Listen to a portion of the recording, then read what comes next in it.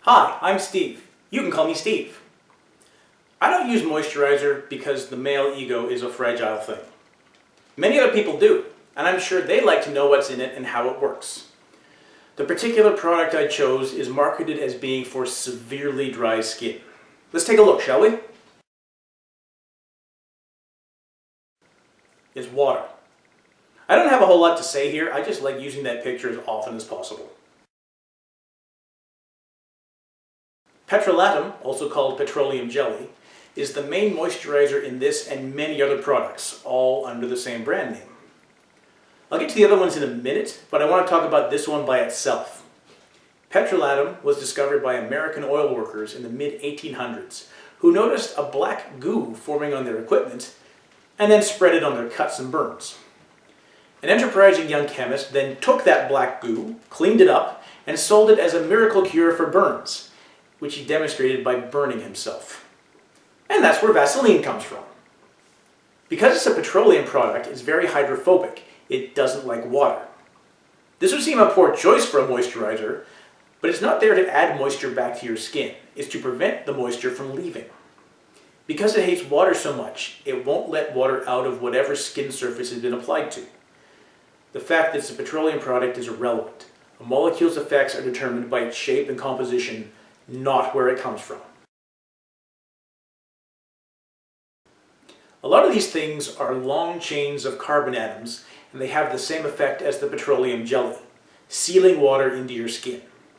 The word stearate, that shows up a lot there, refers to stearic acid, which is an 18-carbon chain and mostly comes from animal fats. It gets used in soaps as well, since the first soaps were made from animal fats. The rest of those molecules are covered with OH groups, which actively grab water and hang onto it. Having two mechanisms for keeping your skin moist is much better than just one. The company that makes this stuff produces moisturizers with a range of thicknesses, from thin and runny to thick and goopy. This is the goopiest one they make, as indicated by the sheer number of different kinds of thickeners present. Some of them serve a secondary purpose as well. Not all of these ingredients want to play nicely together, so the surfactants and emulsifiers keep water-loving and water-hating things from separating out. Because a moisturizer with watery stuff on the bottom of the jar and oily stuff on top is really not useful. A lot of these oils and fatty acids come from plant sources, and the ones that don't really look like the ones that do. Fatty acids are a form of biochemical energy storage, which means living things want to eat them. This is a roundabout way of saying that bacteria and fungi will grow in your moisturizer if it doesn't have preservatives. These molecules will kill bacteria and fungi, but won't affect you, because the bacterial cells work differently from your cells. This molecule turns up in a bunch of things, and its primary purpose is to scavenge random metal atoms and bear hug them so they can't do any damage. It both keeps heavy metals away from your skin and starves bacteria of trace minerals they need to live, so it does double duty like a lot of other ingredients in this product. Your skin needs to be slightly acidic in order for your skin bacteria to thrive. It's very important for you to have healthy skin bacteria because they're your first line of defense against horrible bacteria. I said slightly because if it's too acidic, they all die. If it's too basic, they all die as well. They're kind of fragile that way. Potassium hydroxide is just a base that neutralizes the excess acidity that comes from all of those fatty acids. When a product is advertised as pH balanced, this is usually what it means. Most people like their cosmetics to smell nice. This is a chemical found in certain conifers, or plants that produce seed cones. Juniper, cypress, and oregano, oddly enough.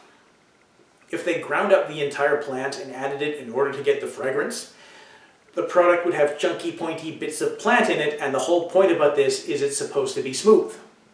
Instead, they just isolated one chemical responsible for the smell and put that in. As far as I can tell, it doesn't have a synthetic version, but if it did, it wouldn't make a difference. It would still be the same molecule. Vitamins are small molecules that play important roles in your biochemistry and keep you healthy. And a bunch of diseases like scurvy or rickets are due to not having enough of a certain vitamin. Vitamin E is a bunch of distinct but very similar molecules that mop up the vicious reactive oxygen species that are side products of your metabolism. We call them antioxidants. Without antioxidants, your cells will get chewed up by those reactive oxygens. Vitamin E is vitally important, and spreading it on your skin does absolutely nothing.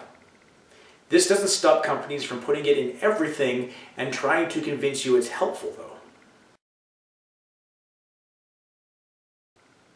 Most of the chemical compounds in this product are white or colorless, but they're not as white as they could be.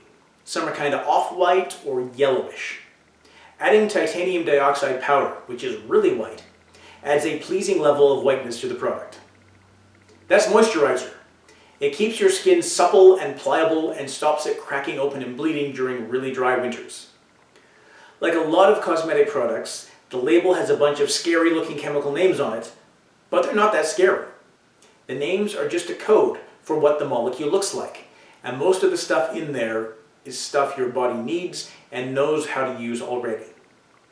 Thanks for watching. I've been Steve.